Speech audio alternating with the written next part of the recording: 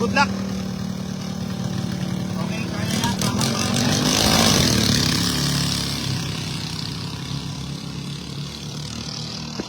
So tingnan natin ang nangunguna. Okay, Josiah yung nasa kaliwa. Siya rin ang namumuna. Nakaliwa High Octane yung nasa kanan. ang Josiah. Malaki ang makina ng high octane. They are using 22 horsepower while ang atin pong Josiah is using yung Ito naman po K-Tech. ay ano na lang, 5 takbo na lang yung ating round 5. Tingnan natin Siguro mas sino maganda ang po unang mapagbigyan liliko natin sa lahat ng boya. team para naman po makatakbo lahat. Ano po?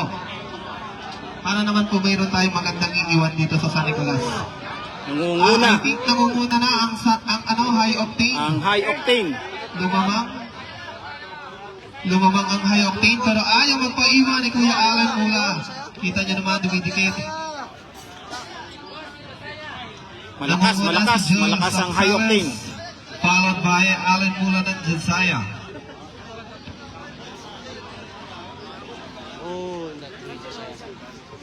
Kaya tingnan natin. Sa ikalawang boya, unang lumiko ang high octane. Pero dalawang bangka lang ang pagitan niya sa Josiah. Nangunguna ang high octane.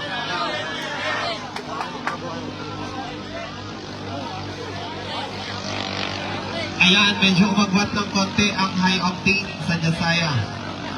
Itong Josiah number 27, ito yata yung nag-trending na tumakbo ng 130. Ay naku, ba't mo sinundan, Kuya Allen? Okay So, lang yan, good luck. mahaba pa yan, madami pang mangyayari.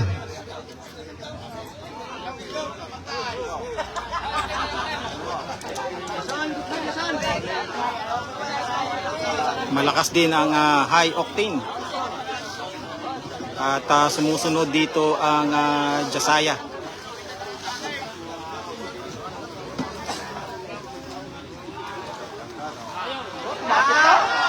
Okay, papunta ng konti.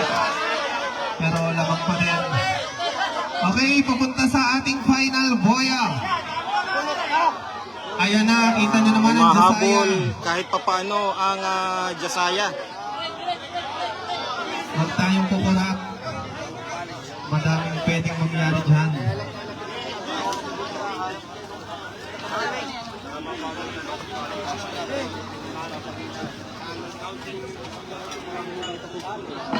Okay, sa ating final boy, parehong nakaliko na pero namumuna ang Team Josiah.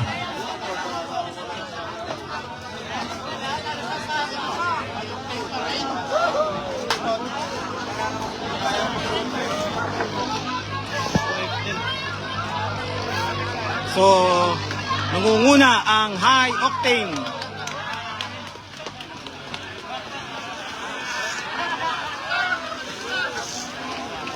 Ayan, so panalo ang high octane versus Josiah.